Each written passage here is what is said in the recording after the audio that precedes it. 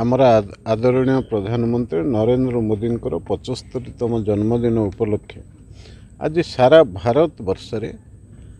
विभिन्न कार्यक्रम आयोजित होछि कोटि कोटि जनता ये कार्यक्रम रे निजको शामिल करछन्ति। गोटे कथा होछि जे मेडिकल रे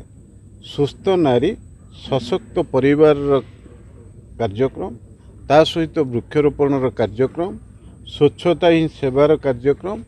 तेणु ये विभिन्न कार्यक्रम आधारित कार्य बहु लोक सामिल होती से भाव में प्रकृति एसबी निर्तार रे स्वच्छता ही सेवा आधार रे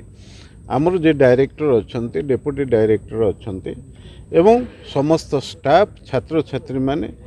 मिलित प्रयास रे से माने कार्यक्रम हाथ को नहीं एटी भिन्नक्षम मान को आज अनेक उपकरण बंटन व्यवस्था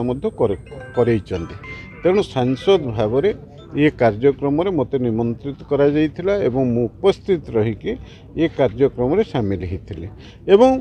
आज अस्तरंग ठारे वृक्षरोपण कार्यक्रम रे निजको शामिल करथिले एवं जगतसिंहपुर ठारे मध्य मेडिकल रे सेठी मध्य सुस्थ नारी सशक्त परिवार अभियान कार्यक्रम रे शामिल होइथिले। तेणु मोटामोटी भाव में गोटे कथा देखिले जे भारत वर्ष को आगु को नवापाई हेले तो आम भारत वर्षर सबू मनुष्य मान को सशक्त एवं स्वावलंबी होबार आवश्यकता अच्छी से परिवेश को सुस्थ रखिबार आवश्यकता अच्छी एवं प्रति मनुष्य सुस्थ एवं आरोग्य रहिबा ये आवश्यकता रही। तेणु प्रतिटी विभाग को आमे जदि स्वयं चालित न करिबा एवं क्रियाशील न करिबा ताहले जो मनुष्य भितर भाईचारा तैयारी होगा सहित किभली भाव में गोटे चेतना आधार रे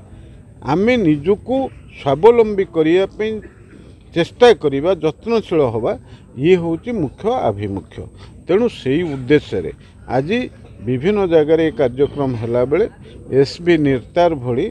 एक उच्च आदर्शगत शिक्षानुष्ठान रे ये कार्यक्रम आयोजित होता एवं ये कार्यक्रम रे मु निजको शामिल करिकी निजको धन्य मन